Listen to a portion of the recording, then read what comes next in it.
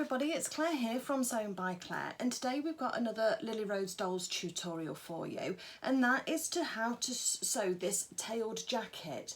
Now this one is shown on, oh, is his name Arnold?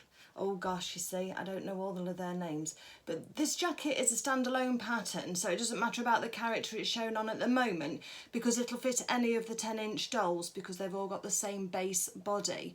So we're going to have a go at making this jacket, because there is a little bit of a detail at the back where you've got those long tails, and that can be a little bit confusing as to how to add your seam allowance and then how to sew it and turn it through. So without further ado, let's get started. Before we get started, let me just say a really big thank you to Claire and to Richard of Lilly Rose Dolls, who have gifted the pattern for me so that I can bring you this tutorial today. And you can find everything Lilly Rose Dolls related at this website here. I'll pop a little note up here for you. Okay, on to the tutorial. So the first thing you're going to do is when you get ready to start is you're going to open up your pattern, and inside you're going to find your instructions and you're going to find the pattern pages. So I want you to find those first, because what we're going to do first is trace off our pattern and add our seam allowance. So where have I put my pattern pieces? I've done mine here.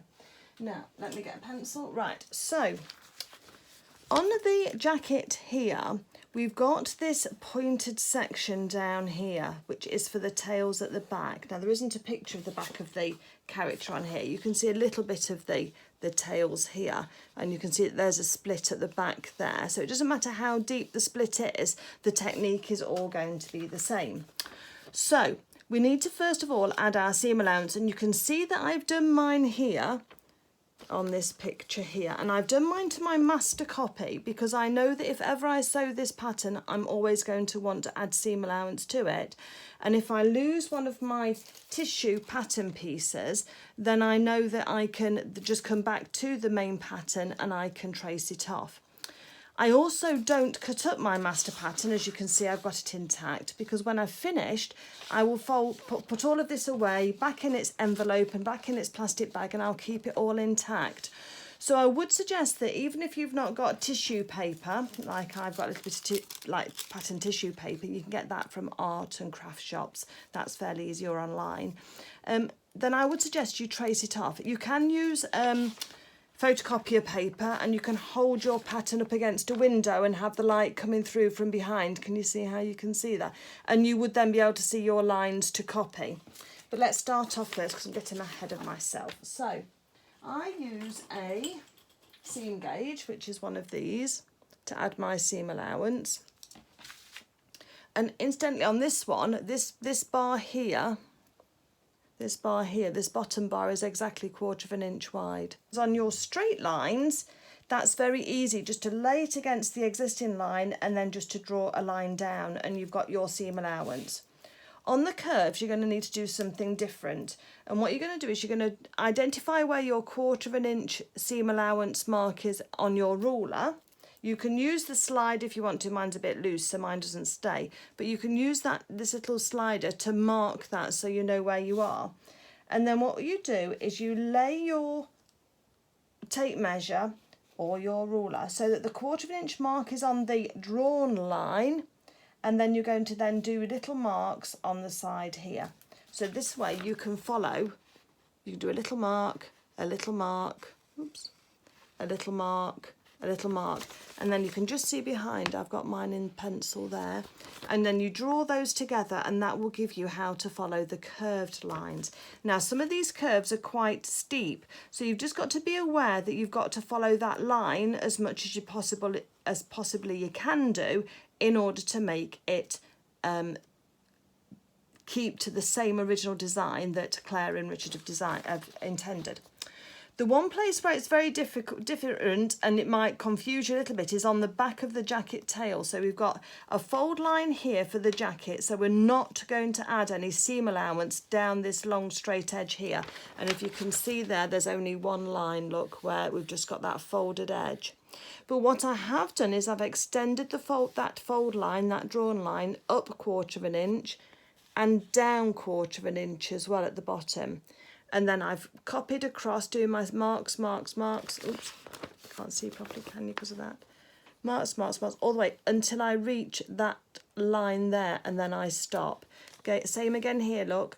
all the way up, and then I've done it so that I mark the line. So yours at the end should look like this, with this straight line going up on that fold line, and then your seam allowance that you've added matching onto the back of there. Okay, I hope that makes sense. If not, just put some comments in the bottom, and I'll give you a hand and let you know what's happening. So once you've actually got your pieces marked like that, go ahead then with your piece of tissue paper or your photocopier paper, and you're going to make your pattern pieces, and they should match exactly onto your seam allowance line that you've drawn, and then pop on any markings like this one, which is for grain. And then I also put a note on here that this is a 10 inch, it's the jacket tails, this is the front, and I've got to cut 2. Now this jacket is lined, so whatever we do in the fabric, we're actually going to cut in the, just say cut 4, look on there, and I've copied it across as cut 4, 2. So you're going to cut 2. Cut 4, 2 in the main outer fabric and 2 in your lining fabric. The back, you're going to cut just 2, 1 in your lining and 1 in your main fabric. And then your sleeves, you're going to cut, it says cut 2 on there, but you're actually going to cut 4 of those, aren't you? Because you're going to cut 2 in lining and 2 in your fabric. Okay, so that's what we're going to be doing with these. So just to be clear, on the jacket, you'll cut 2 in your fabric and you'll cut 2 in your lining fabric. The other thing that you need to copy across is any dots. So we've got a dot here and a dot here, and then a line across the top here, which is the gather line. So let's just put gather on there, just so that we know to ease that jacket in. The other thing is that we're going to be sewing some of this by hand and some of it by machine, because on this 10-inch doll, they are quite tiny, and insetting sleeves can be quite tricky on garments this small. So don't let that put you off, because the stitching is quite small. It's not a lot of stitching, and quite a lot we can do by machine, hopefully. So we're going to discover that together as we go through. Okay, let's get our fabric. So if you buy a kit, you might have your fabric already included. I'm choosing this red quilting cotton. It's got a very fine design on it, because I wanted it to quite closely resemble the finished jacket, and this was the best match that I'd got. So that's a quilting cotton that I'm using for that. You don't need much. You can probably manage with a fat quarter for this quite easily, because you don't need to have a lot of fabric at all. The other thing that I've got here is I've got some lining fabric left over from another project. Now, black isn't always ideal to sew with on screen, but it's going to match that jacket, so I wanted it to be a match as much as possible. And you'll be able to see the difference between the two, obviously. But that's what I'm using. I wanted something with a little bit of slip on it, because this is quite silky, and that will then make it easier when you're trying to feed your doll's arms through the jacket. But of course, if you've not got a lining fabric left over, you could always just buy a metre offline if you wanted to. It's not overly expensive. This is just polyester lining, and you can get viscose or acetate as well. Then you can use a quilting cotton. Just be aware that you might have a little bit of pulling and tugging to get your character's arms into those sleeves, but all still completely doable. Okay, so now we've got our fabric together, I'll talk to you about laying the pattern onto the fabric. Okay, so let's talk about laying our fabric out. This piece needs to be ironed because it's been folded up in my stash, but it does need to be ironed. But what you'll notice on some fabrics is that, especially if you look on the back here, you've got some very nice selvage edges here, which is like a bound edge. So it's got a little bit of fraying on the edge there, which is deliberate, but then it's got this bound edge, and that bound edge will never fray at all. So that gives you some idea of the way that the fibres run, because the fibres, when you look on the back here especially, hopefully you can see, some fibres run north to south and some run east to west. And we want to make sure that we're running all of our pattern pieces either north to south or east to west. We don't want to be putting anything on this diagonal line across here, which is called the bias, because you'll create a stretch there that you don't want to have, even in a non-stretch fabric. Okay, so I'm just giving this fabric a press. I'm using plenty of steam on this when I do it, just because I think the steam helps take out any possible shrinkage in the fabric that there might be there as well. So just take your time just to iron over these creases. You can use a little bit of spray starch as well, should you wish, but I wouldn't use too much, because you want the fabric to actually move for you whilst you're sewing it. We don't want to set those fibres too stiffly. Should you ever need to wash any of your clothes for your dolls, maybe they get dusty, or you know, maybe they get a mark on them, then you might want to wash. Then generally we say it's always best to pre-wash fabrics. And I'll get some of these threads off. You can see where it's been stored in my stash. Okay, back to you in a minute. Okay, so now I've got this fabric all pressed, and I'm going to look at where my selvage edge is, because generally, ideally, you want your selvage edge to be running north to south, and this is this bound edge that we've got here. And what sometimes you get writing on the actual selvage edge itself, which will tell you what fabric line it is. It'll tell you the manufacturer and the design number. This one hasn't got that on at this point. So I'm going to actually use the side away from that selvage edge, because then I always think, well, if you need to refer back to where this fabric is, what this fabric is, then you'll have that reference for you. And what we're going to do is we're going to take our pattern pieces. We know we need a folded edge, and we can turn the pattern piece over. We know we need 2 sleeves, and we know we need the jacket tail. So I just roughly have a look and see how much fabric we need. So the sleeve is the widest part, so as long as we can get the sleeve on there with a little bit of a margin. So that's looking about right there for me now. So the next thing I'm going to do now is to make sure that this line here is on straight of grain. Then I'm going to use a tape measure, and I've got one here.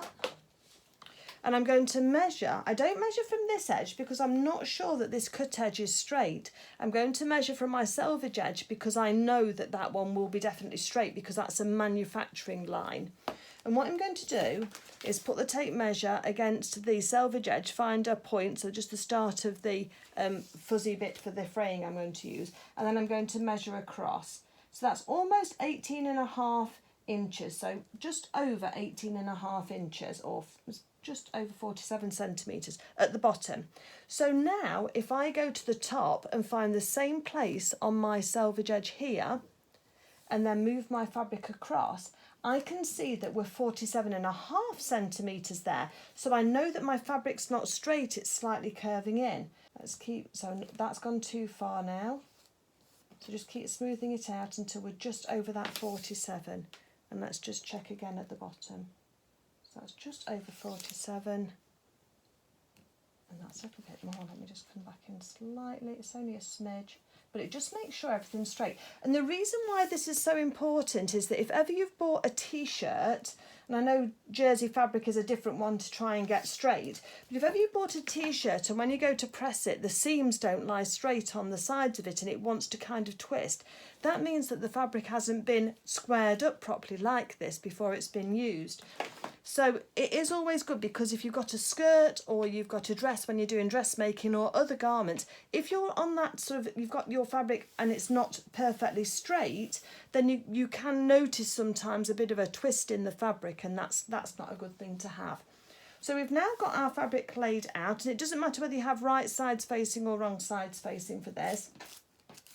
And now we're going to pop our pattern pieces on, and you'll notice that I have them all running the same direction. So I haven't got one going that way if my fabric was wide enough. I've got it all going up and down, and that one's got a fold, and we can turn that over so that that folded edge is against there. And then we've got this other one here, and we can just put that one up slightly because that doesn't need to be against a folded edge, so we can put that one up. In actual fact, if I swap these round slightly, you'll be able to get a bit more mileage out of our fabric. I always try and save fabric if I can. It's such a precious commodity, isn't it? Okay, so just roughly lay them out. We've got enough fabric. We know that it's straight. So let me just move these across slightly so you can see. And now what we're going to do is we're just going to pin. And we try and put our pins in so that they'll go inside the seam allowance. Make sure your folded edge is right on that folded edge of your fabric. Don't want any extra, otherwise you'll make your jacket bigger than it's intended to be.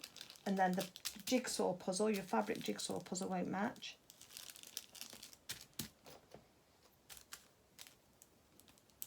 So that's got that piece on because that's on a fold. So that one is just nice and easy. It just has to match the line of the fold. On both of these two pieces, you'll see we've got a double-edged arrow.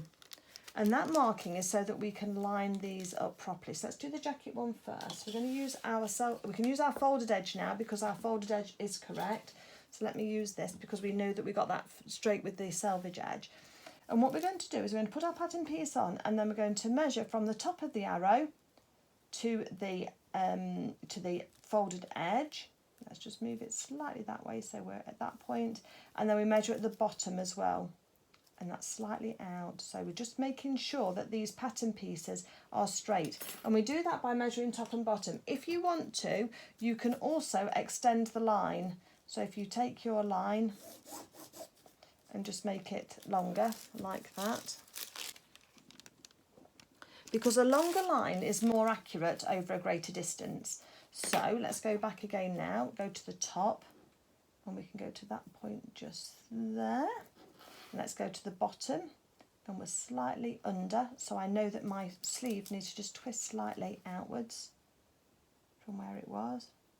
Right, and then once it's there, make sure it's straight, as you've just done, and then we can put a pin in. I usually put top and bottom in first just to anchor it down, because then you can take your hand off it, and then we can then put the other pins in just to hold that piece in place. So anything with that grain line, that arrow is a grain line, then that's what we do. We line that up with the grain by measuring top and bottom to make sure that it's all sitting correctly, and that will help you. It's all these little bits and bobs that just add to that ability to get a really lovely finish on your clothing garments. And all of these tips as well are exactly the same for whether you're making children's wear or whether you're making adult wear. It's all the same, these tips are. So you are learning true transferable skills. So let's go back again onto the top here.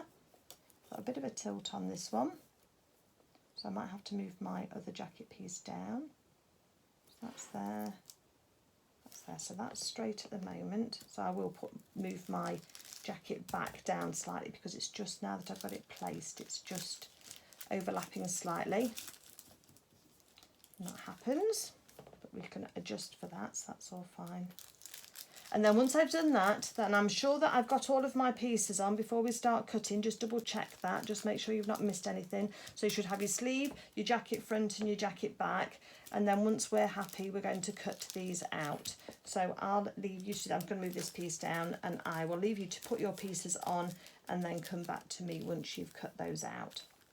So once you've got everything cut out in your main fabric, you're then going to grab your lining fabric and you're going to cut out exactly the same pieces in exactly the same way. So try and keep your pattern pieces north to south and not going across on a diagonal. You want to keep that all together. So fold your fabric in half and then pin that on, cut it out in exactly the same way. Okay, so when you finish cutting out, you should be the same as here. You should have 2 sleeves in your outer fabric and 2 sleeves in your lining. You should have the 2 fronts in your fabric and in your lining, and you should have the back in your fabric and in your lining. And again, what we need to just do, well, not again, but what we need to do now is we need to pay attention to where there's any markings on these pattern pieces, and we've got a dart here that we need to do, and this is a double-ended dart, so it's called a fisheye dart. So what I'm going to do is just take this back first. I'm going to lay 1/2 over the edge of the fabric. Let's do it on the wrong side because we'll be sewing from the wrong side. So turn your fabric over so you've got your wrong side up, and then we're going to just put a pin at the top of that fisheye dart and at the bottom, because then what I'm going to do is just peel back the paper, and where the pin goes through into the fabric, I'm going to mark it. I've got a little pink chalk pencil here, hopefully it's going to show up. It might not show up enough for you. Where's my pencil? Let me use that instead.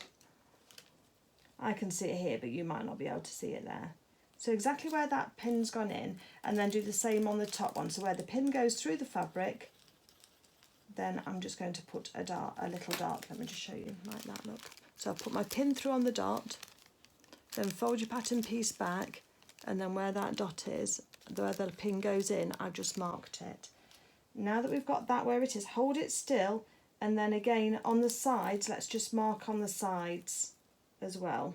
I don't put all 4 in at one place because you can't mark all 4 places at the same time, so it would be a bit daft to do that, but by folding the fabric back you can then mark it. So when I remove my pins now, you'll see that we've got those markings put on there.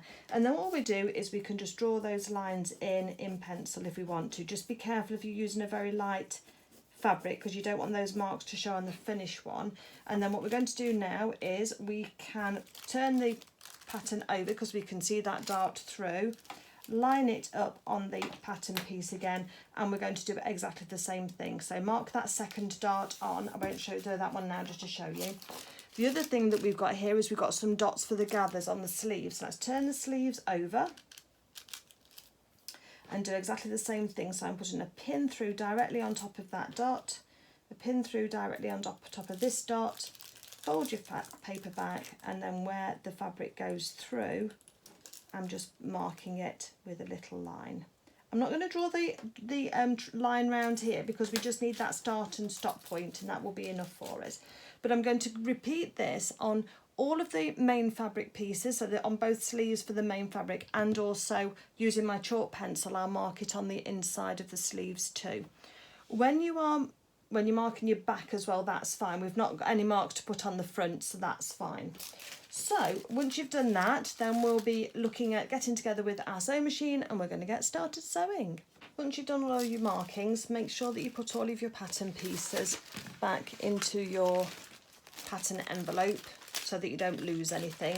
But just remember, you have got your master copy intact if ever you need to copy off some more pieces, but it is easier if you keep them together. If I've got a very complicated pattern where there's quite a few pieces and I'm not sure, then I will keep my paper pattern pieces pinned with my actual fabric pieces together, just with one pin in them, just to hold it together until I use it. Because if you're not careful, these can get mixed up with your other work, and you might think, oh, I just need a little bit of fabric, and you snip something off, or you might lose it. And I think if you've got your paper pattern just pinned onto the top, then it does mean that you have less chance of losing those fabric pieces. So let's put all of our sleeves together for now. Let's get all of our fronts, our lining and our main fabric together, and let's do this section here. We're going to work on the back first, and we're going to sew the dart, and we're going to do the contrast thread for this, because we can do some preparation steps with this jacket while we're doing it. We're going to sew the darts first, and we're going to use a red thread, but then we'll need to change over to a black thread when we're working purely on our lining, just so that we don't have red thread that shows through. And whilst it might seem like a bit of a faff to change your thread over, it really will elevate your garments if you can get to the point where you're happy to change that thread and you don't see it as being a chore, because it will really elevate it and make it look much nicer. So let me choose my threads, and I'll meet you back here and we'll get the machine set up ready for sewing. I'm just choosing threads, and I've got these three. I've got this bright scarlet red, I've got this deep pink colour, and I've got almost this burgundy colour as well. And I just thought I'd show you how they look on the actual fabric, without losing them off the edge of my desk, because it can be interesting to look at this when you're choosing your threads. And when I am choosing a thread colour, unless I've matched it perfectly in the shop, if I'm using from my stash, then I'll have a look and see which one looks better. And there are three threads on here. Here's the bright red one, here's the pinky one, and here's the more aubergine colour, the more burgundy colour. And out of those two, I would eliminate the scarlet red, because I think that's too light. Hopefully you can see the difference in that. So let me take that one away. And then generally the rule of thumb is that the slightly darker shade is better and will show up less than a lighter shade. So I think I'm going to go with this burgundy. So although on first look it wouldn't look like a colour you would suggest or you would use, then I think that's going to show up less against the fabric than this pinkier red one is there. So that's the fabric that that's the thread that I'm going to use for in my machine. So hopefully you understand that process. I think it's always useful to see. Okay, I've got my machine set up now with my thread, and I'm also using a Schmetz Microtex needle. These are the ones that I like the best. They are a disposable item in that you're supposed to change your needle regularly, and I know that there's a little bit of an extra cost, but these do really give you a really nice finish. Now the size I've got in at the moment is an 80, but also a 70 would also be good. I wouldn't go any bigger than an 80 because this fabric is quite fine and you don't want too big a hole puncturing in your fabric. fabric, but these Microtex needles have a super sharp point and I use them for 90% of my sewing. Obviously if I'm sewing with a stretch fabric, then I'll change to a stretch needle, but for most of my woven fabrics, which the lining and the fabric are here, then I'm going to use the 70, but as I said, an 80 is also good. So once we've got our machine set up, then we're going to go on to our back piece, which is like this. Sorry if the camera wobbles a little bit, I'm just testing out new camera angles. And what we're going to do is we're going to have a look at the first dart. So we've got 1, 2, 3, 4 marks. So on the two that are most top and bottom, we're going to fold our fabric in half, and then we are going to then put a pin through on the mark that we can see where the actual dart stays. Now I'm going to pin into the body of the fabric and to the jacket here because that's going to be easier to see, but just make sure that your dots are on the edge of the fabric like that. Okay, we're going to do one at a time because if you start to try and pin these together at the same time, you're going to be dodging one to work on the other, so I'd suggest you just do this one at a time. And then we're going to get our machine. We're on a small stitch, so we're just on a 2.2. You can take that down to a 2 actually if you wanted to, because we're working nice and small. And what we're going to do is we're going to line up our needle so that it goes in just to one side of that pin. Obviously we don't want to start right on top of the pin, but we're going to have that as close as we can do. And you can also lower, if you hold on to your thread so that they don't pull through, is you can lower down your needle and just adjust it as well as you need to make sure that you're spot on. So once you're happy, put your needle into the fabric to hold it still, because now we can move it. And what I want to do is just have a quick look where the other dot is, because we're going to orientate down and we're going to follow that line that is drawn on the pattern as much as we can do. And I'm not going to reverse on this fabric just at this moment because it's too small at the moment, but we will overstitch a couple of stitches just to keep it secure. So we're going to take a couple of stitches forward, and then we're going to start and angle out as we start to come down towards the bottom of where that dot is. And if we're not sure, we can just lift our fabric up and just have a quick little look. And then we're going to end on that knot there, that little mark there. So I might have gone one stitch below, but I'm not going to worry about that. Leave yourself a tail and snip your threads. Take off your starting and ending threads where you are now. Just for now, throw those away. And then turn your fabric over. So you're going to turn it over and you're going to start on the other side. And we're going to start where we started stitching. We're going to go back a couple of stitches so that we've got a couple of stitches overlapping, which will form as our knot. Needle in the work so that we can lift up the presser foot and just twist slightly. And then we're going to twist and aim towards that dot. We're going to just sew off the edge. Needle up. And again, leave yourself a couple of threads. Take off your starting and your stopping threads. So my dart looks a little bit bigger on one side, but it should be okay on the other. And that has then put some shaping into the back of this jacket, as you can see. So with these threads here, we're going to just separate them like that. And then we're just going to tie a double knot into those. Actually, I do 3 normally at the end of the end of a dart. So 1, 2, 3. Then we're going to snip that off carefully so we don't snip any fabric at the 2 ends, and just leave like a ½ centimetre to a centimetre tag at the end. So there's our dart sewn. So on these fisheye darts, we don't try and start on the edge and sew all the way along. We start from the middle and we sew down, and then we turn our fabric over, rejoin our stitches and go down. So next we're going to fold again on this other side, and we're going to repeat this exact same exercise on the other side. They're just small darts. Try and make them as even as you can do. Put that pin in through that dot just there. You can also make sure you've hit the dot on the other side as well to make sure they're accurate, and then pin that too, and then we're going to do exactly the same. Do these darts first, because in this colour thread, on those 2 darts, oops, camera's rocking, on those 2 darts first, because the next thing that we're going to do then, once we've done that, is we're going to take our black lining fabric, which we've got here, and then we're going to put our gathering stitches in on here, because I like to use a contrast thread for my gathering stitches, because I think it makes it easier for them to see when you come to take them out. It'll also make them easier for you to see. But the thing that we need to do with gathering stitches is we need to reduce our tension down. Ooh. So yeah, I've got a tension dial here, so mine's currently on a 5, so I'm going to move that down to about a 1.5. And I also just take my stitch length up slightly, and I'm going to take it up to a 3. We don't want it too big on these small garments. And then what I'm going to do is just find where my dot is, find my dot in the viewer, and then starting on that as much as possible, I'm just going to put some stitches in, just matching around the top of the sleeve head. So keep your needle in your work, lift your presser foot, and then twist. Don't try and twist your fabric by bunching it up underneath, because it'll never work. And you might just need to do just a couple of stitches at a time, but that'll just get you around the top of this sleeve head. I'm just going to put 1 row in. Normally when we're doing stitches, gathering stitches, we'll do 2 rows, and you'll notice I didn't reverse at the start and the stop. Okay, and there we go. So as we can see, when I've taken this fabric out, this fabric already wants to gather by just pulling on one or other of the threads, either a top thread or a bottom thread.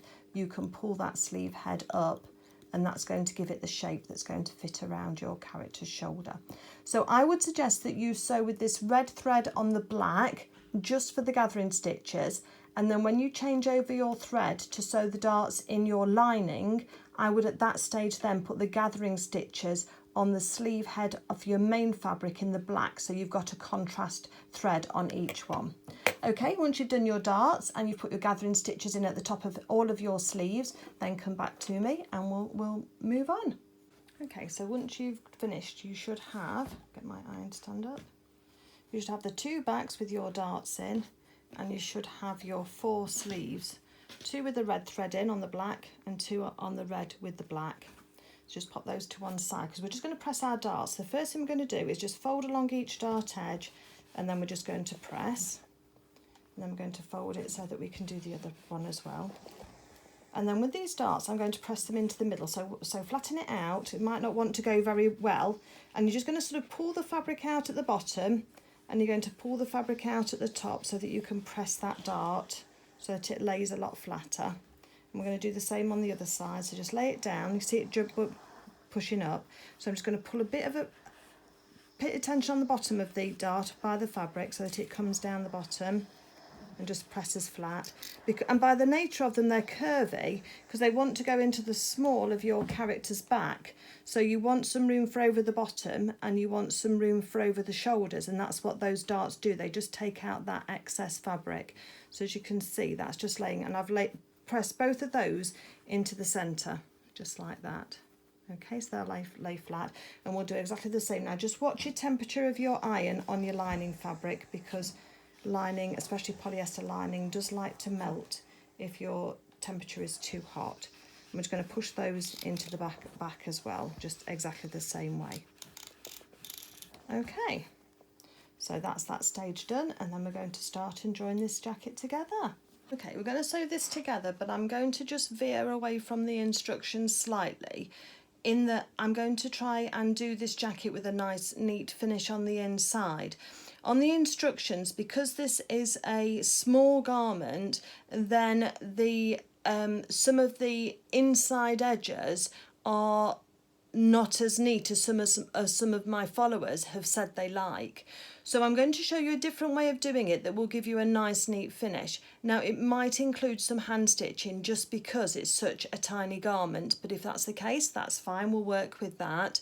And I'll guide you along as we're doing it, and we'll see how it goes. It should work. It's the same way as we'll do a jacket for clothing for adults or for children anyway, full-size garments, but it's just a different way to the instructions, so I don't want you to despair if you're trying to follow the instructions. So the first thing we're going to do is take our back, and I'm going to work with the outer fabric, and then the lining will be exactly the same.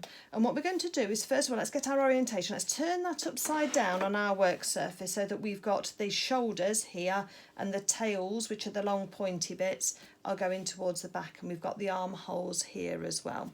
Okay, so that's right side up. So then we're going to take our 2 fronts now, as you can see, as I've just taken those off, you might be tempted to put those on that way, because what we want to do is we want to make sure that we offer this up to the jacket so that we've got the long points pointing towards us, and we've got those two straight edges together here down the centre front, because this is your neck edge and that's your arm edge. So I want to make sure you're not going to attach them incorrectly to the jacket that way. Can you see how I've got the long points here together? We don't want that. So we want the long points pointing away from each other and going up against the jacket. And then we're going to take one in turn. We're going to twist it out slightly so that those shoulder seams then match, and we've got a nice curve to our neck edge, and we've got a nice curve to our shoulder edges, and this will just help you with the orientation for putting it together. We're then going to fold this over so that right sides are together, and we're going to put 2 pins in. I always put 2 pins in even though it's a small seam, because if you just put one in, the seam can twist on you, but between picking it up and going to your sewing machine, and we don't want that.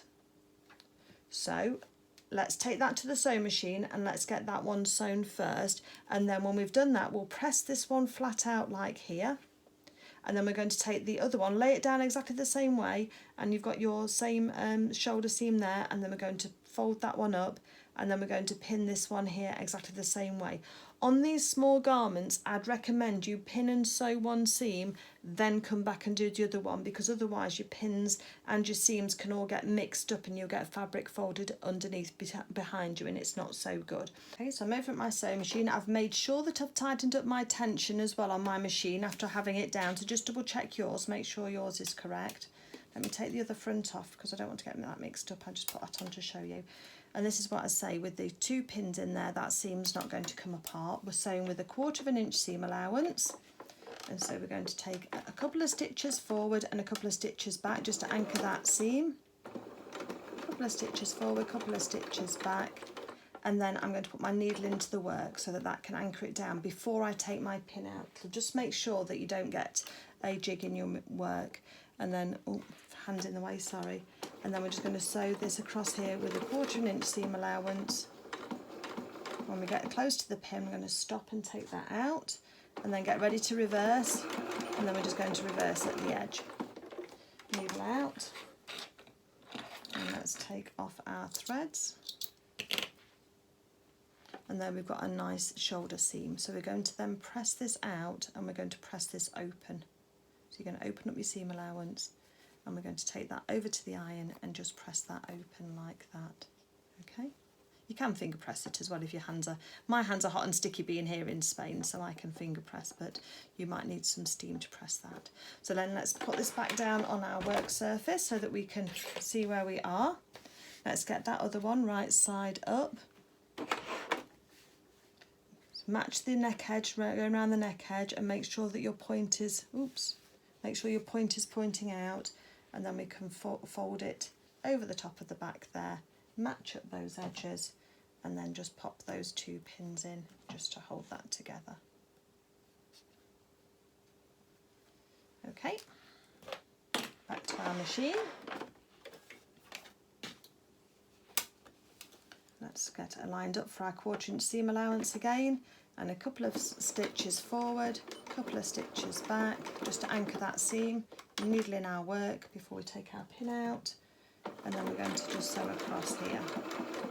Stop, take that pin out, and then reverse at the end. Just make sure your fabric doesn't bunch up, because on these smaller seams it really does want to. So let's open up that seam allowance, and let's fold that seam allowance back, and then we can seal that off. Now what we're going to do is we're going to put the sleeves in next, but once we finish this jacket, you're going to do exactly the outer, you're going to do exactly the same with the lining.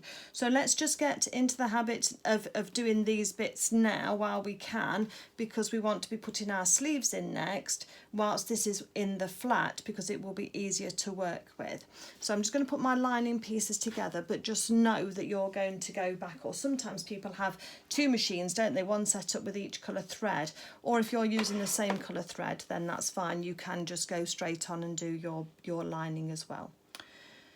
So let me turn this over then so we can have a look at our lovely jacket. So let's take one of the sleeves at a time, and we're going to take one of the threads. So you've got a top thread and a bobbin thread, and we're just going to pull on either side of our top thread in order just to gather up. And if you hold on to your stitches with one hand, just not too heavy onto the fabric, you'll be able to pull on that thread, and that will just gather up that edge for you so that that sleeve will get a nice little curve in it like that. Can you see how that's curving over the top? Okay. And what we want is that this edge here to match this edge here. And this is one of the places where we might need to machine stitch because this is quite tiny. But we'll have a go and see.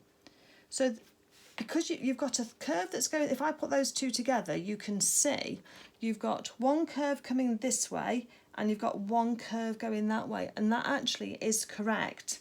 What I should have said to you to do is just to put a little pin in at that halfway point there. So let me do that first. So let's put a pin at that halfway point, because that halfway point between the sleeve is going to match and sit directly on top of that seam from your shoulder.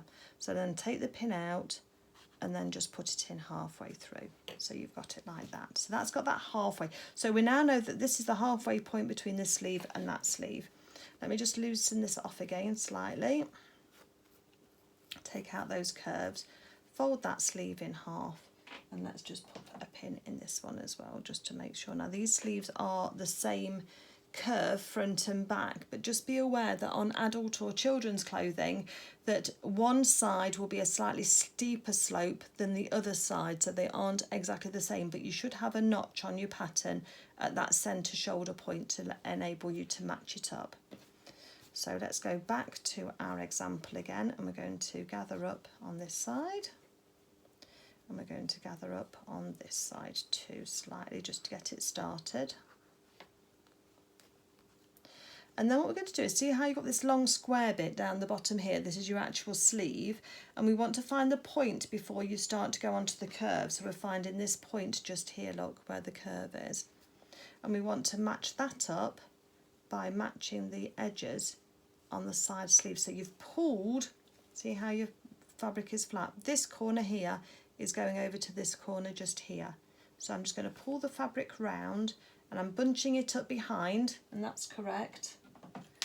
And then where you put your pin in, just make sure your fabric is flat and that you've not pinned a crease in at all. And then on the other side, keeping your threads right, we're going to do exactly the same side. So we've matched the middle point, and now we're matching the start and the end point.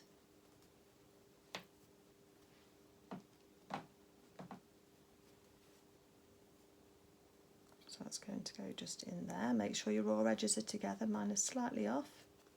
It's easy to get that slightly off on these small garments. And we've got a pin in. So that's how it's looking at the moment.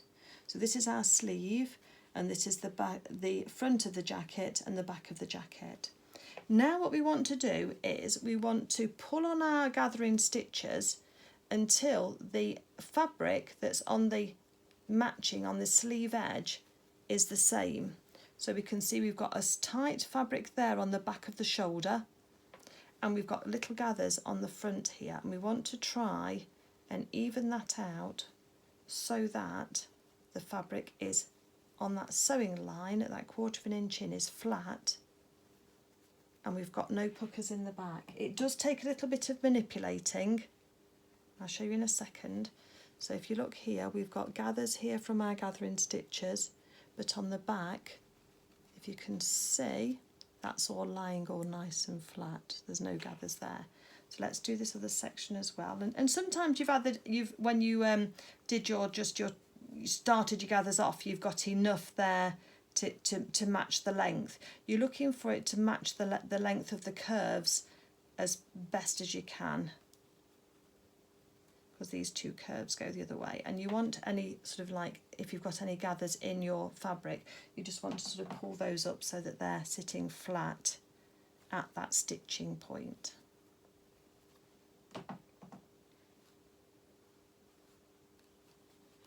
So if we look at the sleeve, that's got some gathers on the sleeve edge here. Oops, oh, light. Sorry, trying to get the light right. Switch off my machine, that might help. So you've got some gathers on the edge there, but on the actual jacket itself, that's all stretched out. You've got some gathers here where your front is, but on the actual stitch line, you can see that's going to stitch all nice and flat. So the challenge now is to decide whether you're going to hand stitch this or whether you're going to machine stitch it. I think if you're not confident with your machine, I'd suggest you hand stitch it. Just hand stitch where you can see a 1/4 inch seam allowance all the way through, and just do a little back stitch, and that will be perfectly sufficient in order to keep this together. Let's have a go with the machine, but I might later eat my words and I might end up having to take it out. But I don't mind a bit of unpicking time in order to save you that unpicking time. So the other thing that I'm going to do is I'm going to move my needle right across towards the left. So I've got it at position 0, because we want as little of our presser foot to be on our fabric as possible, because it's so tiny that's going to flatten it down, and we want just that smallest amount to be there. You're going to have to estimate your 1/4 inch seam allowance a little bit, and slow is the name of the game here. So if you've got a speed dial, turn that down, and let's just do this slow and steady. So we're going to estimate that 1/4 inch seam allowance as best as we can, and I'm going to take a couple of stitches forward and a couple of stitches back, and then I'm going to put my needle in the work. Very, very important. I'm going to take the first pin out because we've got that fabric anchored down now, and then what we're going to do is we're going to take a few stitches forward now, and we're going to try and follow by pivoting the angle of the curve. So I've got my needle in the work, lift up the presser foot, change the direction slightly to keep to your 1/4 inch. Do a couple more stitches. Literally, we're just doing a few stitches at a time, and take the next pin out. The other thing I'm going to do now is lift up my presser foot, and I'm just going to pull the fabric out underneath. So I'm pulling that round just to try and flatten that out behind my stitching, because that will also help. So let's do a few more stitches, and then let's just flatten that fabric out as well on those curves. So we're trying to do this without any puckers in, and this is how I would suggest we do it. Just keep your fabric all nice and flat. I might not manage it, but we'll see. Just keep that fabric. You're trying to make sure that on the stitch line that your fabric is as flat as possible, and you can see how slow I'm going, and that's how slow you're going to want to go too. It's not a time for being zoomy. Make sure I take the right pin out. Fabric up again. Let's just move that fabric around underneath, and we're pretty much straight now, okay? And then we're going to go round, still estimating that 1/4 inch seam allowance. Leave the last pin to the last minute, because it will have a tendency to try and flick that fabric out. And then let's go off to the edge, and then reverse at the end. I did reverse at the start and reverse at the end. And let's take our needle out. Let's have a look, see if I'm unpicking or not. Well, on the jacket edge, it's pretty good. We've got one little pucker that might iron out. And on the edge of the inside, we might have done it, you know. So let's have a look. Let's just take our jacket out, and I can see that that's probably pretty good. So it is possible to do it by machine. You've just got to go really slowly. And you can see that lovely shape we've got now in the top of that shoulder. Okay. So once we've done that, we can then go back to our gathering stitches on the sleeve. Choose one edge of your fabric, or show you a tip for getting that bit out, and then we're going to then pull our thread out. Just be careful not to pull it so hard that you snap your stitches. Get my quick unpick. So this is where the contrast thread helps, because I know I'm picking out the black thread. So let's just take some of that out as far as we can do now, just nice and gently, just using the point of our quick unpick. Oops, careful not to go through your fabric. That's the dark one. We're just undoing just a few of those stitches. And then if you get to a point where this is the other thing that you can do, is just pull up that thread and just do it one stitch at a time, and that does sometimes give you some movement. So we've gone over those stitches. So when we've gone over the stitches, just snip off your thread as close as you can here as well, because that will release some of the fibres, and then we'll be able to then go back in again, especially if I've got my glasses on. That would be a good idea, wouldn't it? And then we can unpick these where they've, obviously, I've gone right over the top of my stitches. If you can't get them all out and they're not showing on the other sides, that's the other thing. You can see if you can see them on the other side. So yeah, I am going to take mine out, but it will just help just to do that. But sometimes if your thread is stuck, if you cut it really short on one side, then it pulls out really easily on the other side. Okay, you don't need to watch me struggling to unpick this, but I will do it. And then I'm going to put in the sleeves, the sleeve on the other side in exactly the same way. So if you're doing it by hand, just go ahead and do it by hand. There's no judgment at all on these small garments. It is a trial of patience, and just see how you get on. But it is possible by machine if you are comfortable with doing that pivoting technique that I've shown you before. Okay, I'll get this out and I'll be back to you. Okay, so I've got my two sleeves in on my jacket. They've gone in quite well really, but I did have to undo a separate section on one of them and just redo it because I'd got some puckers in it. So just be aware that it's, you know, these are tricky. And so I thought I'd have a go at sewing one in by hand and just seeing how that worked. And so what I've done is I've marked that centre point on the sleeve head by folding the sleeve in half and then putting a pin in the half place. And I've also joined my lining together at the shoulder seams in the same way, just by putting it down on the work surface like we did before with the right side up, and then making sure those long points were pointing out to the side. So that puts us into the same position we were when we were adding the sleeves before on the main jacket here. So what we're going to do again is just put those, I've opened up those seams and just match up that centre seam point.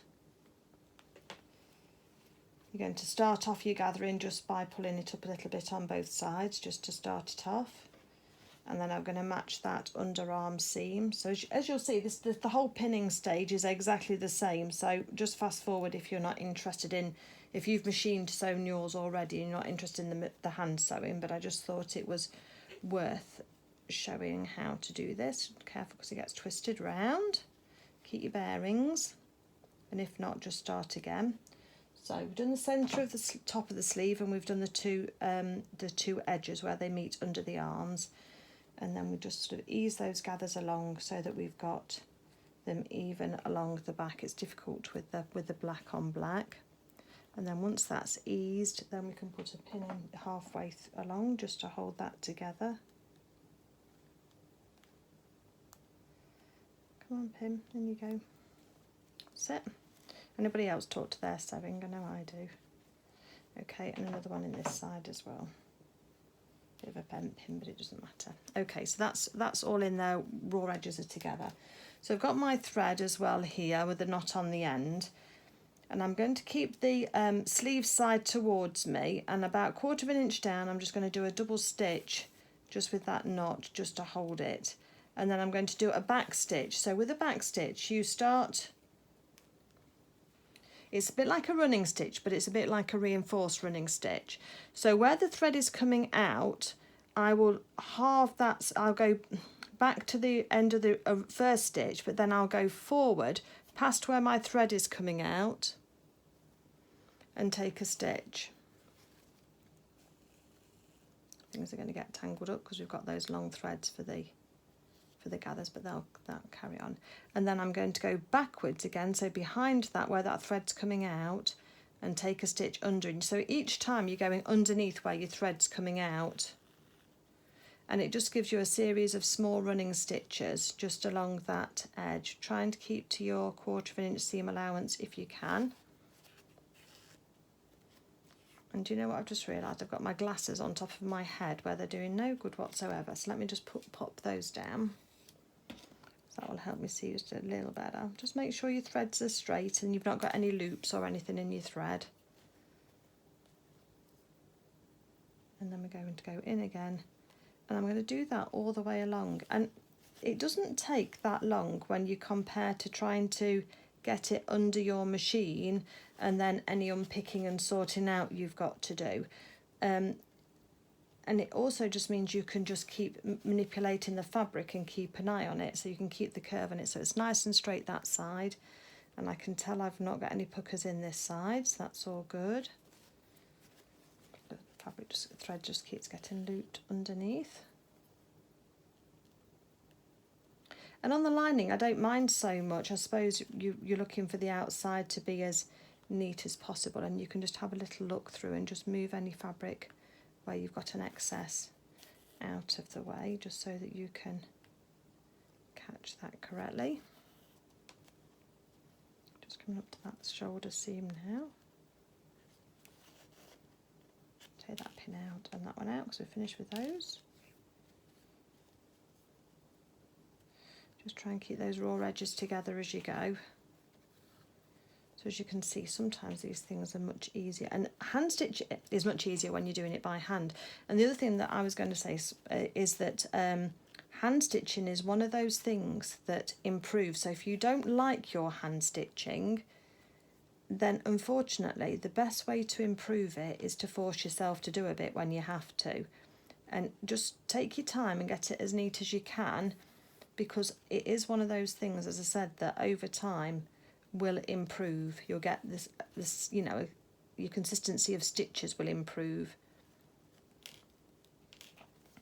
and then that gives you a better result which you're then happier with. So, you know, if you always avoid it, then you're not going to show that improvement really, I suppose is what I'm trying to say. So sometimes we have to face our fears, don't we, and just do it anyway. So we're nearly finished. So as you can tell, I've left this in real time. It isn't speeded up for you, so you can see how long that takes, which isn't actually that long at all. And then at the end I'm just going to do a double stitch at the end just to hold that together. Snips. So let's have a little look. So yeah, we've not got any puckers in there, that's all looking okay. Let's take out our gathering threads as before, and because we've got them in the red we can see those quite nice and easily. And the underneath thread, that's it. And there we've got our sleeve set in there quite nicely, and those stitches are neat enough, you know. It looks a little bit gathered there, but I'll just pull it out. I think it's just the sleeve head itself. You can obviously go back and redo it anymore if you wanted to, but that will be good enough for me, and especially for a lining fabric, then I'm not going to worry too much about that. So hopefully you will agree with me. So let me go ahead and I'm just going to hand stitch this other one in. I mean, the other thing is with the sewing machine as well, when you try to stitch lining fabric on it, quite often the needle will push the fabric down inside the needle bed for you and into the machine, which also can be a bit infuriating. So if that happens to you, then just take it out, and on both of these, just take the time just to hand stitch it, because it really doesn't take that much longer. When you're stitching it, just make sure you get both sleeves with right sides together when you're putting them in, especially on the lining when it's the same, because it is easy to sew one inside out if you're not careful. Okay, let me just stitch this one in now and then I will come back to you. If you want to get both of your jackets to this stage where you've got your shoulder seams, your darts sewn, and you've got your both sleeves in, and the other thing that I think I'm going to do is I'm just going to round off the back of this jacket slightly. Can you see I've got a point on mine? It may be that I didn't cut it out quite so neatly on the pattern. I'll have a little look, but I've got a line on mine and I'm going to just smooth that out so that'll make it easy, and just curve it round with my scissors. Okay, I'll be back to you in a moment. Let's just turn up a little bit on the edge of the sleeves, because that will help us when we come to sew these in together later. So we're going to turn up 1/4 inch with the iron on the bottom of the sleeves here. So get your orientation. So you've got your back with the darts in, you've then got your 2 sleeves, then you've got your 2 fronts. So on each of these sleeves here, we're going to turn this in by 1/4 inch, And just put your pin in just to hold it, just for now. And then we're going to just give that a little bit of memory with the iron, and that will help us when we come to do a later stage.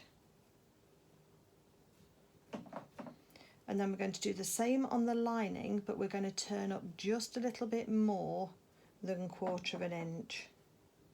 So I've got my wool pressing mat here, which is great because it's just, I think this is a 12-inch one actually. Let me just have a look and see, because it is a really fabulous, yeah, that one's 12 inches by 12 inches. And it's the perfect size. It's just a nice thick mat. You do get some steam go through onto your work surface, so just be aware of that if you know, working on a dining table or something like that.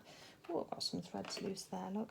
And what we're going to do is, what I like to do with this is that because these little hems are so fiddly, is you can actually pin directly into your pressing mat like that. So can you see how I've got my seam there, so that when you actually come to press, you've got your fingers out the way, because that seam is being held, because I don't know if you've noticed, but steam it really hurts. So that's that one done. And it just makes it nice and easy to do this. It's great on doing collars and facings and things like that when you're trying to press things out. But you can just then iron behind the pins. All these pins have actually got glass heads to them. So again, I can iron over those pins and it's not going to cause any problems at all. So let's just do this one. Careful with the temperature of the steam and the iron. Okay, so those are up on there. So let me just move this mat and I'll show you what we do next. Okay, so here's our jackets. This one's still inside out, because what I want you to do is take some sharp scissors or some sharp snips. Oh gosh, that's a tongue twister. Some sharp scissors or snips. And you're going to, can you see where that's your sleeve and this is the side of your body? So at that underarm junction, you're going to have to be brave. You're going to make a snip to the point where you've pivoted. So you're just going to cut through all the layers of fabric up to, but not through, the seam that runs along here. And it just releases the fabric slightly so that when you turn it round, you don't get puckers under the arms when your character's wearing their jacket. So again, here's the seam that we were talking about.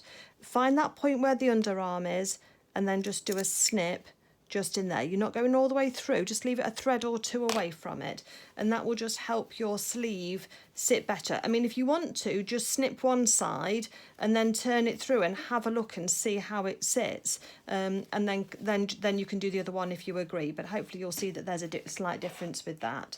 Let me do that on my lining as well, because I turned that through without doing that on my lining. Just be careful you don't snip through anything you don't want to snip through. So it can be scary when we've just sewn everything together and then I'm telling you to snip into it, but you're going to have to do a bit of snipping in a bit. So this is a good tester for us, isn't it? Just to see how we get on later. So just a little snip just there. Sometimes with these smaller ones it's not so important, but with the larger jackets it is. Okay, so we've got our linings and our separate piece here now. And what we're going to do now, so the lining is turned so that the right side is out, and the jacket is so that the wrong side is out, can you see? And we're going to put these right sides together and we're going to start to match some points. So I want you to match on this straight front edge going down. And then I want you to go to the other side and match that same point on the other side, because that's going to make sure that you've got everything straight. So here's my straight edge on my front of my jacket. Tuck your sleeves in and then just match that up, and because these were cut from the same pattern piece, they should match perfectly. And again on this bit here, I'm going to match that down. If they're off slightly, don't worry too much, you can even that up, but try and split the difference between the two lengths if you can do, so that it's nice and even. Okay, let's now find our side seam. So we can find our side seam where we've got our point, because I've got my jacket upside down in my hand now. And I'm going to push those side seams towards the inside, towards the back of the jacket. I'm going to have a pin at that point to hold that steady. And we're going to have a pin on this edge here. I haven't got that one quite right. Along that edge there, just to hold it. So now, if you do want to go ahead and to tack this before we start to sew it, that probably is a recommended step, especially if you don't like pricking yourself with pins. So again, on this edge for the jacket tails on the front, let's find that side seam and put that straight on top of each other. We've still got to pin it first before we can tack it. So we've got the two sides all put down. Let me go that way, that'll probably be easier for you to see, won't it? So there's our arm sticking up. Here's the back of the tails. Now we're going to go to the centre of the back of the neck and we're going to put a pin in there. And then we're going to match up our shoulder seams.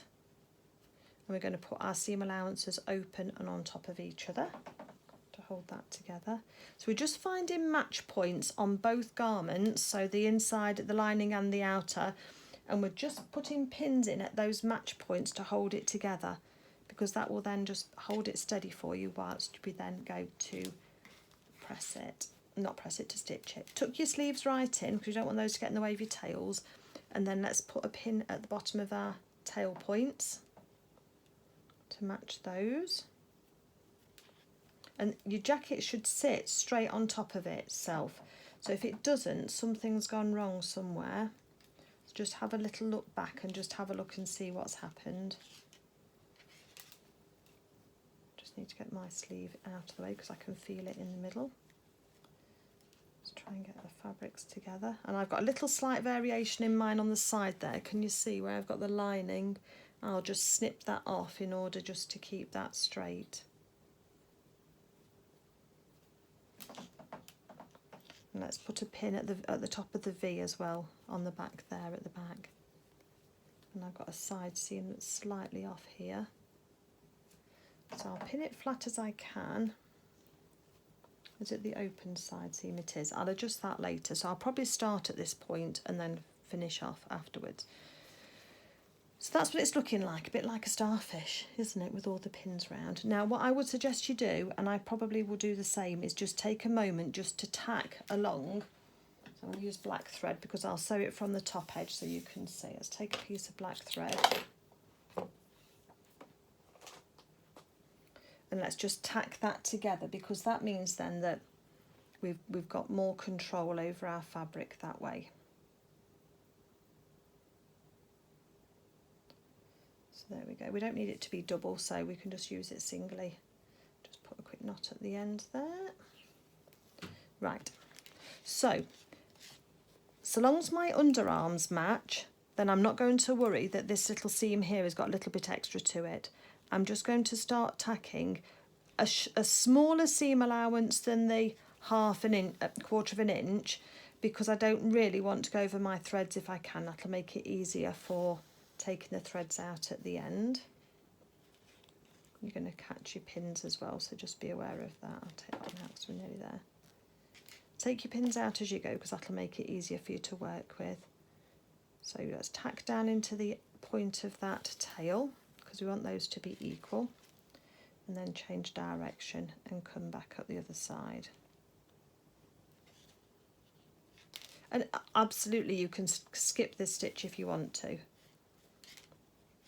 but I do think, especially if you're a beginner, I would recommend that you just do this. It'll just save you some plasters from stabbing yourself and trying to manipulate everything round. Just doing a few stitches together there.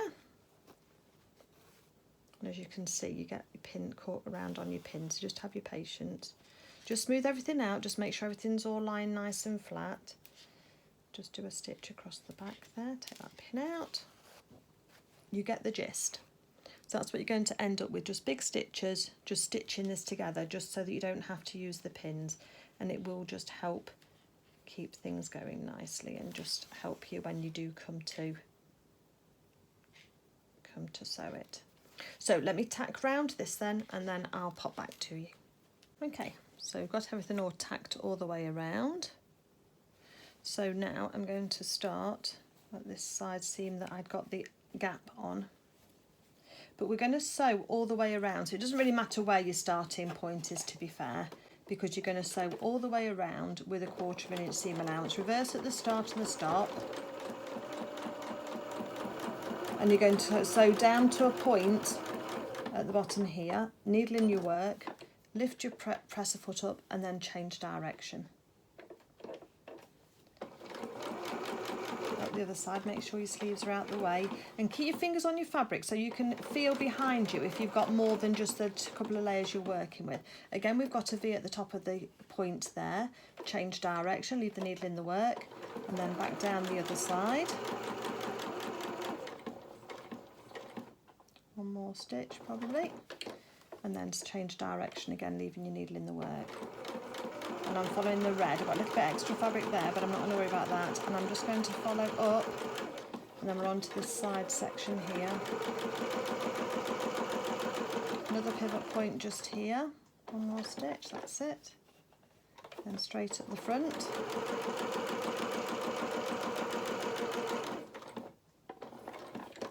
Then start to come around the neckline. So when you come around the neckline, just remember that you've got curves in there as well. So you're kind of having to curve up the rest of this fabric just to be able to help you. And all you need flat is the bit underneath your needle. So just go through. So I've lifted out that shoulder out the way. Just go through for a little while. Then just take time, just pivot slightly and just come round the back of the neck. Just make sure that you can feel that other fabric is out of the way. You've not got a sleeve folded up or anything like that underneath from that lining. Then across this other shoulder to the point. One more stitch. That's it. And then back down again.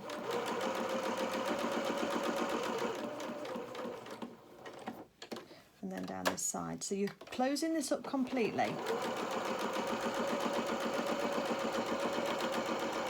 That's where you started, and just reverse. Needle out of the work. Let's take off our starting and our stopping threads.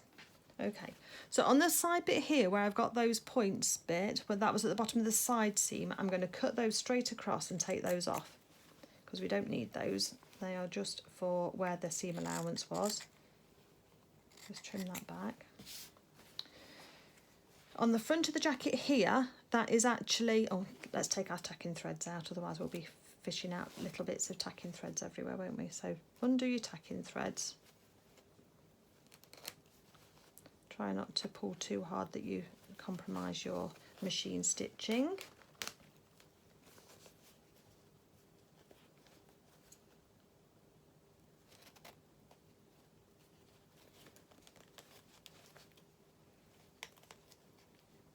Oh, that's going to be too hard. Right, okay, so let's just snip that just there for now. Oops, that should allow that end to come out. Same on that side. And then here, where's that tacking thread gone? It's here, look, and then we can just ease that out. Sometimes the needle of your sewing machine needle will go through the tacking thread, and if it does that, you just have to ease it out gently. Or snip close to where it's gone in, and then you should be able to just give it a little pull and it should come out much easier. Try not to yank it, because if you do yank it, you'll compromise your seam that you've just sewn. Okay, so here we are. We've just got to do a little bit of work before we turn this out. So anywhere where you've got a point like this, we're going to snip across at a right angle.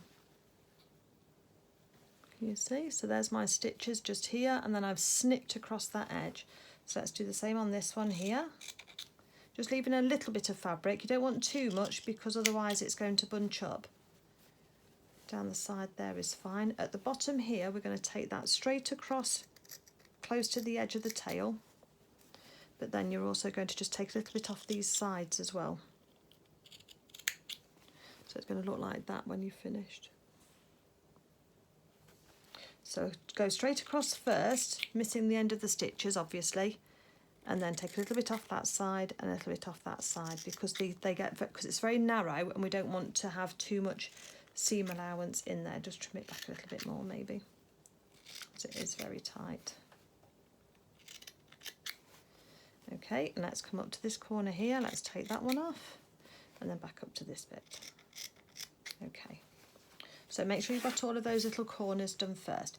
Next, around the neckline, we've got to put some little snips in. So we're going to cut up to, but not through, the way we've stitched. And it's going to be at right angles to that seam. This is called clipping. I'm going to clip the seam. While we're there, let's take off the ends of the seam allowance. Can you see how you've got a little flap of seam allowance there? Let's take that off as well as we're going through. Just make sure you're not snipping through anything you shouldn't. We're going to go snip around the back of the neck. And the rule of thumb is the tighter the curve, the closer together your snips are going to be. Because what we want to do is we want to be able to flatten that out. Can you see how those snips widen in order to let that flatten out? And that's what we need to give us a nice flat edge. Seam allowance here, let's just take that off. This is just removing bulk in the seams.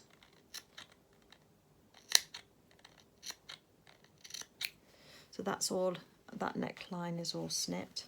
And just down the front here as well, let's just put some little snips in here because this also is a little bit bulky, and it'll just allow the fabric just to sit more nicely when it's pressed. So that's just down the two front bottom edges of the jacket. Okay, now in order to deal with the V on the back of the jacket, this is where you do have to be a little bit brave. If this was on a garment for an adult or a child, I would run a row of stitches just about 1 centimetre from this side, 1 centimetre that side, up to that point and there. But I'd make it a really small stitch, like a number 1, something like that, whereas normally we've sewn this with a 2. So it'll make it much smaller stitch, and it'll just lock in those fibres at the end there. Because what we're going to do is going to take our snips and you're going to snip up into that V. Now you've got to get really close, but you've not got to go through the stitches. Can you see how close that is? Oops, hopefully the camera will focus. I haven't got anything to put underneath it. So you see my finger underneath, so it's right up close to those stitches, to those threads, okay? Once we've done that, then we are going to find our little side opening, and we are going to put our thumb through, and we're going to go down to one of the furthest points at the bottom of the jacket, and we're going to grab hold of that and pull it through the opening.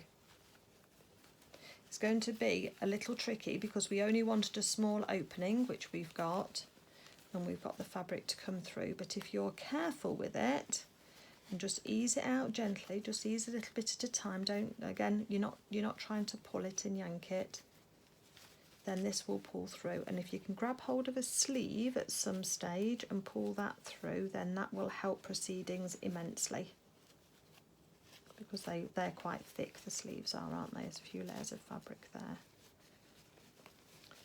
So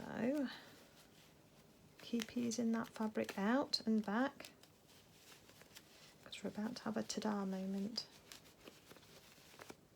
Looks all tangled, doesn't it? But keep pushing it all through, and all of a sudden it'll just start to give way and it'll all come through for you. So let's pull the sleeves through so we can see those and get our bearings again. You know, I'm a fan of having our bearings and understanding which bit we've got where. It out, and eventually it'll come through. There we go. Same with this one as well. And then you're just going to pull out all of the edges that you can, including into those tails and down the sides and to the points on the front. And you're going to try and get all that lining to the edge.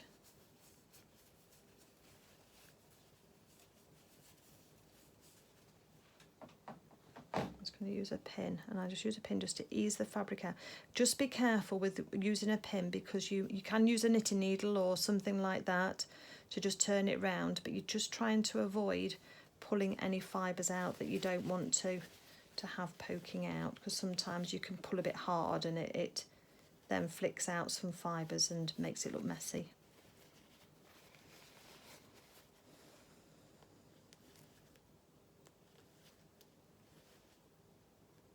Into the corners, and those corners should pull out quite nicely now because we've taken out the bulk of that fabric just by clipping those corners.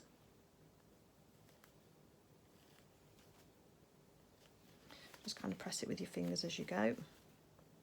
That side's fine. Let's get this other tail out. Give us some nice points. There's one nice point. I might even be able to get it slightly pointier. And here's the other one. And if we've sewn those with the same 1/4 inch seam allowance all the way round, then the edges will, see, I've pulled a thread out. Look, can you see how I've pulled a thread out just by being a bit too fast with it? I was getting excited because it's nearly finished. With that is just snip that little thread off. So there we've got our jacket. Oh, sleeve's still got to come out. But you can see that we've actually got a little jacket here that is going to fit nicely onto our character. Okay, so that's those pressed. Now, what I want you to do is fold that out because it's got a nice memory in there now. Can you see how that's got a nice folded line in there, which is great? But you're going to open that out and you're going to go to your underarm point, and I want you to match your underarm seam points together because that's our first match point, and put a pin in there. I want you to go to the hem of your sleeve, fold it out and then put a pin in there. And then I want you to come down to the bottom here as well where your jacket sides are, and I want you to put a pin in there as well. So you've got a pin along that edge there. This is what's going to turn it into a jacket. Now on mine, I have got a little bit extra down the bottom here. That's just seam allowance. Don't worry about that. So you're not matching to the very end of that point. Let me show you on this one because we're going to do exactly the same on this. So let's fold that in half. So find your sleeve where you've turned your hem, and that will give you your match point under the arm. And pop a pin in there. Fold your sleeved your cuff out and match that along there. So those all match, those points do. But when you come down to this section here, because we're working with angles, can you see how this front bit here is longer than the side hem there? Don't worry about it. Just lay one on top of the other, and then where you've still got 2 layers left, just put a pin in to hold that together. You will have a little bit stick out like that, but don't worry, we're just going to sew down to the edge here. And again, I would suggest you do one seam first and then the other. I've got black thread in, so I'm going to do this. Now, the only thing that I do want you to do is on this second side of the lining, not the outer, the lining, I want you to pin at the underarm, and I want you to fold out the hem and pin. I'm thinking of pins, maybe, I don't know, maybe I need a drink. And fold it out on the edge of the seam just there. But when you get to the bottom here, I don't want you to sew all the way down this seam. We're going to use our red pin trick to tell us to stop and to start. So let me put a pin just there. We're just going to do this last little bit just down here. Yeah. So my red pin trick is just a reminder. So I use red pins to say that I'm going to leave this section here open. So if you look, I've got all of those pins. So one side can be sewn all the way down, across here to the underarm, pivot, and then down to the bottom. On this one, I'm going to start off at the cuff, come down to the underarm and pivot down to my red pin. Then I'm going to reverse stitch there. I'm going to cut my threads and then come down here, and I'm just going to sew that bottom centimetre and a half, and you'll see why. We need a gap to turn our jacket through, and that will be enough just to leave a hole there just to be able to turn this through. So being as I've got black thread still in my machine at the moment, just check your tension, make sure you've got your tension back, and you want to have your stitches down to a length of 2. And then we're going to pop this under the machine. Now just be careful again with your lining fabric that your machine doesn't try to grab it, because it has a tendency to do that. And you can hold on to your threads at the back if you've got a machine like mine that doesn't cut your threads for you, and just sort of, I'm not tugging it, I'm just keeping a little bit of pressure to keep it moving through. I'm going to direct it towards that underarm point. When we get close enough, let's leave our needle in our work and take our pin out. A few more stitches just to get us on top of that underarm seam, and then I'm going to leave my needle in the work, lift up my presser foot, And now that's anchored in, I can turn my work round, and then I'm going to sew down this other side here, all the way down to the bottom. And reverse at the end. Oh, we're just trying to grab it then, so we just stop just in time. Take off our starting threads. And you can see how this now is starting to take shape into a jacket. So let's do the other side, but we've got to remember to stop. So let's do a couple of stitches forward, a couple of stitches back, and then needle in the work. We're almost on that pin, but let's just hold on to those little threads at the back there, just so that we can help that through. When you get close towards your underarm, make sure your needle's in the work. I'm going to take out the blue one because that was for the underarm. Carry on sewing. That red pin's going to get in the way, but just keep going as fast as you can, much far as you can. Then take that one out, and we now know that we need to, as we've turned this corner, we just need to sew a little bit down just to turn the corner and reverse. Just take that out, take our threads off and take our starting threads off. And then we're going to go back in again and start at that red pin. Still 1/4 inch seam allowance. But just down to the bottom. So very, very small seam just there. And that will then, I'll show you, we'll give you the little hole in the side seam that we need to turn the jacket through. You don't need much because the fabric should come through quite easily. So here we've got our little jacket. If we turn this round the other way, you'll see you've got a mini lined jacket, and you can see on those cuffs as well where that memory is, that's just wants to fold backwards as well, just slightly, which is great. That's what we want it to do.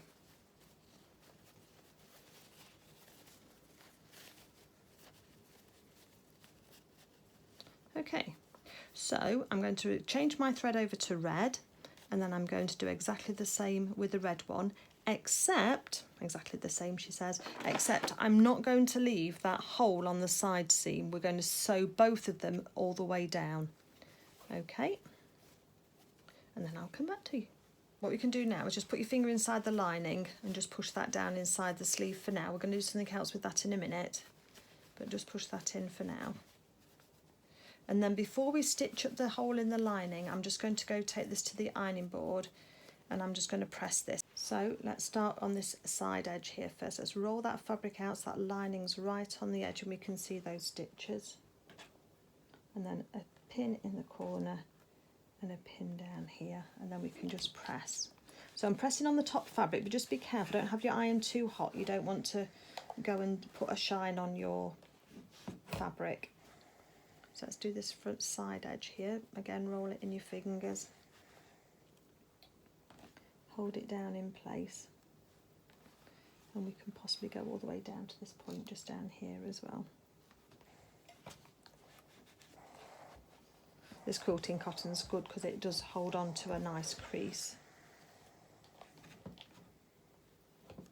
And these principles work for most of the jackets really. I think the it's just the similar principles. I think with this one particularly, it's the tails and snipping into that triangle at the top, but if you didn't, it would be all bunched up around the edge here. So that's why we have to press that through on the inside. So before we do this bit, let's go down to the other side first. Let's just put our pins in here, just to get that looking nice. You try not to have any of your lining showing round to the front. Once it's started to press nicely, you can just remove your pins. See, my iron keeps falling over. Let's lay that. So we've got the two sides laying flat now, so now we can go in and just press this bit here, just nice and flat. And then we can go back in again now, and using the same pins again, just pin it down onto your mat. You can pin into an ordinary ironing board cover as well if it's a fabric one. You don't need anything fancy. And then we're just going to press. And if you've got a press cloth, you can always use a press cloth here as well, can't you, just to protect your fabric. Right. So our jacket is really taking shape now. We've still got to neaten off the ends of the cuffs, and we've just got to slip stitch this gap here closed. So let's slip stitch that closed first. Where's my needle and thread? So I'm just using black thread. I've just got it single. Just going to go up past a couple of stitches. So I'm going through the hole so I can bury my knot inside. So just tuck your knot inside. And then one piece of fabric I leave flat and the other one I just turn over that quarter of an inch seam allowance, and then just doing some lovely little neat stitches. Oops, I'm probably off camera, aren't I? Sorry, I forgot. Then you can just close up this hole just down here almost invisibly.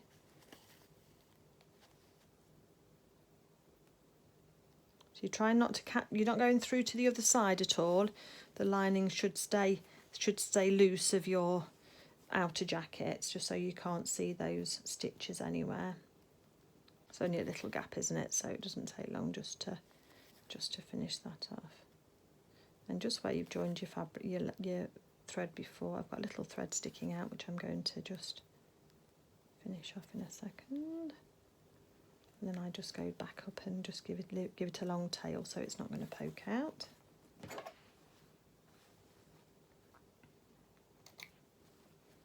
Take that little thread off there. Because then the next thing that we're going to do is, still with our black thread, we can still use that. So we're going to put our fingers, I'm going to push the sleeves through inside out. So back in, you can do that with your finger. And I want you to turn under that hem that you pressed on your sleeve. So on the lining, you're going to do it on both actually, but first of all I'm starting off with the lining. So that's tucked under. So you should see then that your sleeve will protrude further than your lining. Now you're going to just peel that sleeve back slightly, the lining, and just turn over to that pressed edge that we had before on your sleeve. So you find that. So what you end up with there, here's your lining, and there's that quarter of an inch turned over on the sleeve. Just got a few threads, let me just take those off. Then what we're going to do is match the underarm seam to each other, and you're just going to leave the jacket, the lining just short of the jacket, just slightly. And this should just sit straight underneath that jacket. So you've just got a ring of the lining fabric. A ring of the outer fabric showing, and is tucked under there. And then what we're going to do then is take in your needle and thread. Just do a small knot, because we only need a small knot. Starting at that underarm point. Start underneath in your stitches on the side seam here, so you can bury your thread underneath, just that knot, just tuck it under with your point of your needle. And then you're going to take a small stitch of the fabric on the top of the jacket. Take that pin out. You're aiming not to go through to the other side, so just be very careful with this. But it is possible to just stitch, just picking up a thread at a time, because you only need a little thread. Just keep checking to make sure you've not gone through.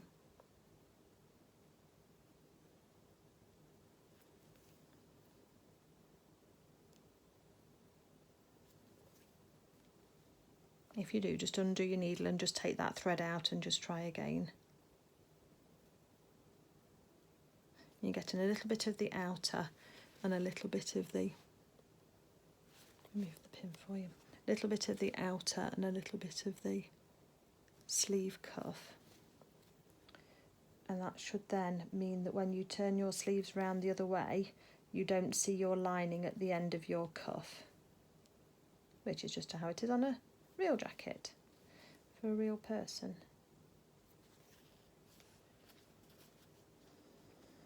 And when you get round to the beginning again, you're just going to cast off that fabric. Have I gone through? Nope. And just keep checking and checking. Delicate little stitching, but I think the jacket warrants it. You've worked really hard on it and it's looking great, and so you want to keep it as as perfect as possible. Hopefully you can see what I'm doing okay, and you've got the gist. Just coming round, I'm going to do the other one exactly the same way. Have a lovely, fully lined and very neat on the inside jacket. So back to beginning, let's do a couple of stitches where hopefully you can't see them. Just on that seam where it joins. And then I'm just going to thread my needle back inside the jacket between the lining and the outer to give me a long tail, and then snip it off. And that way then your thread shouldn't come unravelled. So there it is from the inside. And then when we push that sleeve through,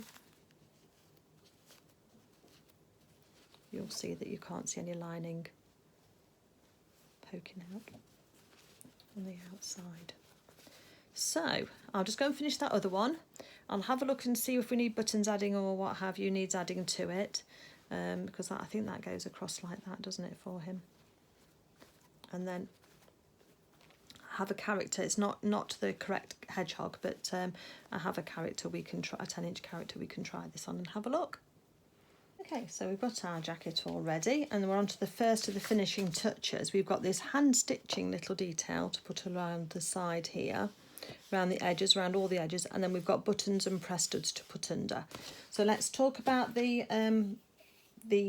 edging first, that stitching, decorative stitching, and I'm going to use some black thread. Now when I hold the black thread, it's embroidery floss, up against it. If I use all 6 strands, then I think that's going to be too heavy on there, so I'm going to halve it.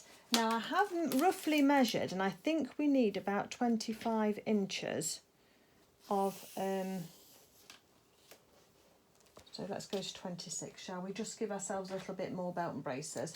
So I've got a 26-inch length piece of the jacket. It depends, I'm doing the 10-inch size, so it depends on the size of yours. And all I did to work that out was I took a tape measure, started at one edge, and then I folded the tape measure along that edge to just sort of measure how long, approximately, I thought, whoops, that piece of thread needed to be, and round the edges like this. So it came out about 21, so I went to 24 or 25, and I've just gone up to there. Now if you've never separated embroidery floss before, it's made of 6 strands, and so if you just tap your finger on the cut edge, you'll see that your 6 strands will separate like this. And then you just take one at a time. Don't try and take more than one because it all tangles up. If you take one at a time, you can pull it through. Can you see it bunching up in my hand here? But you'll be able to pull out one strand really easily, and I'm going to do 3 strands I think for our jackets. That's 1, that's 2. Try and keep your starting points together, that'll make it easier. You don't want to go and have, oops sorry, you don't want to go and have a big mess at the end. And there's my 3rd one. I'm going to put the rest of it, we'll just pull out straight in your hand, so it just comes straight out like that. That can go for another day. But then the 3 strands that we have, let's put the 3 ends together. That makes it much easier, and smooth those out. We've got a little knot there. Let's just see if we can get that out before we pull it too tight. And they should all be identical, the same length. And I think that that's going to be a much better choice on there. So then we need a needle with a reasonable sized eye for embroidery, otherwise it won't go through. Let's try this one. No, that's going to be too thin. Let's have a quick look in my needle book. Okay, I'm going to go for a slightly bigger needle, but it's got a nice eye on it. I'm going to just wet the ends of the thread as we do in that universal way, and just use that then just to give me a nice edge just to be able to sort out. Now I'm going to put a knot in the end of our embroidery threads, and where I did that little bit of hand stitching to close it, the stitches will be a little bit further apart, so I'm just going to find a way of just kind of pushing my needle in where there's a gap. There's one just there, I think. Try not to go through the actual threads itself, and that will hopefully allow me to bury my knot inside. I'm going to come out on the outside of the fabric about 1/8 of an inch in from the edge, And if I'm careful, I'm hoping that I can just help that knot in so you can't see it, and just tuck those ends under as best as you can, just inside there. Snip off anything that's not. As long as the knot's there, then that's what's going to hold it. Okay. So now I've just come through on the right side of the fabric. Let me just turn the camera slightly. You don't need to see me so much as what I'm doing. And then what we're going to do is we're going to take some little running stitches. So it's almost like a stab stitch. So we're going to go in and then out, and we're going to try and get the same amount of fabric on our needle at the same time. So you can see that looks fairly even, and do about 3 stitches at a time, and I'm going all the way through, both through the lining and the outer, and then just pull it tight. Okay, so we've got 3 stitches just there, and then we're going to do the same thing again.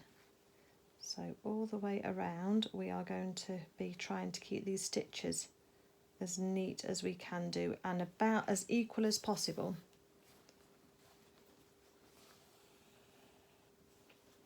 Don't pull your thread too tight. So can you see how that's all looking? See, that's heavy enough with 3. I could possibly even have gone down to two strands, but I'll keep it at the 3 and we'll just see how it is. What did Claire say to do in hers? She might have said what to do. Oh, she said 3 strands as well. Okay, that's fine. Great minds think alike. Just make sure all of your ends are all properly pushed out. And your points, so you've got those nice neat points in there. That's it. Okay. And now we're going to then just come up on the other side. Now just take it steady as you're going down these points. Choose a point at which you're going to stop, and then you're going to turn around and come back again. So there we are. Change direction. And then we can do those 3 stitches again. Trying to keep the same distance away from the edge of the jacket as well. Oops, nearly lost my threads. If you've enjoyed watching this video, if you've enjoyed watching it so far, I'd love it if you'd give the video a thumbs up, please. And if you'd consider subscribing to my channel so that I know you're there and watching, then that's good. And if you want to leave a comment, then please do. That all helps push my channel out to other people who love making dolls and their clothing, but who may be too scared to start, in order that we can all learn together and end up with the dolls. It grows our community, doesn't it? And it's just a nice way of saying thank you to me as well for recording the videos. So they are quite time consuming to do, but it's so rewarding when everybody messages me, and not everybody, but when people do message me and say that they've found it to be really helpful, or they've achieved more than they thought they could, or they've picked up a tip they didn't know that they didn't know. That's quite a common one as well, so it is all good. So we're just going to do that little stitch all the way around. I'm not going to let you watch me all the way around because you'll be bored senseless. But that's what I'm going to do all the way around, all round the neck edge, and then I'll come back to you when we're about to finish off, just so you can see how I make sure that the stitches finish off together. Okay, so I'm all the way around. I'm just, oh, knocked my camera, sorry. All the way around and just about to finish. So I've left enough room that I can just do 1 stitch. So let's come back up again, and what I'm going to do is just match those lines of stitching and make sure that that final stitch kind of fills in the edge, so you can't really tell where it started and where it's finished. Okay, so there's the stitches on the outside, and that's where it started and finished, which you can't tell. And now I'm going to go to the lining, and I'm just going to take a stitch back through the lining only, and a little back stitch again, just a tiny one. It'll just anchor those threads. So I'm just doing a couple of stitches in place on the edge of that lining, just to anchor that. Then I'm going to put my needle of my in right on the edge through the lining. So I'm going in between the lining and the outer, and I'm just going to leave a long tail on that thread. So we then just put a little bit of pressure on the threads themselves. Then when we snip it close to the edge will just pull straight back in again. So there's our decorative top stitching, all looking all nice and lovely. Just make sure you don't sort of cinch in anything on that jacket whilst you're doing that top thread. And the last thing that needs to happen now is you're going to put a couple of press studs on the front here. I suggest you try it on your character. And although on the front of the jacket there's 6 buttons here, I'm not sure there's enough fabric to overlap too much. So if it was me, I'd be putting 3 press studs under the back there, but then the 6 buttons, or just go to your 3 buttons going down, depending on how you want it to look, down the front. Otherwise, just put 2 rows of little buttons. Let me just get a character and try it on, and we'll see how it's looking. Okay, so I've got my willing fashion model here, which is my Clara the cat that I made as my first character. So let's just try the jacket on and see how it fits. So the sleeves are nicely length. The lovely shape on the back there from the darts onto the back of those tails. Oh, and it is going to cross over. So decide on how tight you want it to be. Obviously you'll have trousers. If we look at the model, you've got quite high trousers. These pantaloons don't go quite as high, but then depending, so it's left over right for boy, isn't it, and then right over left for girl, if you're bothered about that. Some people are, some people aren't. And what I would do then is put 3 press studs, 1 at the bottom, 1 at the top and 1 in the middle, just to cross that over. And then depending on what size buttons you've got, let me just pin these on just so you can see. Sorry Clara, you're going to get pinned, but I am sorry. Just so we can show these lovely people how these buttons are going to look. So you can have a jacket with 3 buttons like that going down, or you can then go ahead and put the other one on the other side as well and do it double. So it just depends which look you want and how they fit. There's a very, very smart little jacket, and if we just take these buttons off, well, let me just measure those before I forget, because you know what I'm like and I will forget. So they are 5mm buttons, or about 2/8 of an inch if you're in inches, and you'll either need 3 or 6 of those unless you've got a kit, in which case then you'll have all of yours inside your kit. And if we just open this up, I mean obviously you don't have to have it closed if you don't want to. You could just have it open and just sit in like that if you wanted as well, depending on the look that you want to go for your character. But there you've got a beautifully lined jacket, no raw edges inside at all, either in the sleeves, and that lining's not going to pop out of your sleeve either. Okay, let me just turn the camera around and we'll do a little wrap up. So there we go. I hope you've enjoyed stitching along with me today. I'll just pop Clara her new jacket on just so that we can have a look. I've not put the buttons on because I want to get this video uploaded for you. And you've all sewn buttons and press studs on before, so you know how to do that. If not, have a look at the jacket that I did, or the waistcoat that I did for Harvey Hedgehog, because on there I do sew the buttons and the poppers on a similar style placement, so you'll be able to see that. But there's our lovely little jacket with its lovely tails on the back there.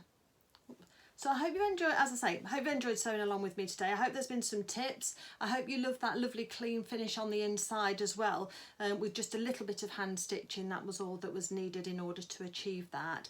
And I hope that you go on to create your very own tailed jacket for your character too, and that I've demystified the seam allowances and how to deal with this little section just here at the back there where we had to snip into it in order for it to lie flat. So anyway, thank you very much. If you have enjoyed, please give me a thumbs up. If you'd like to subscribe, I'd be really happy to have you as a follower. And if you switch the notifications bell and click on that, then you'll get notified whenever I upload a new video. And I haven't uploaded many this year, really, compared with how many I've done in the past, but life's got a bit busy. But I'm hoping to be starting to upload a few more regularly for you now, and hopefully delight you for a little while longer with my videos.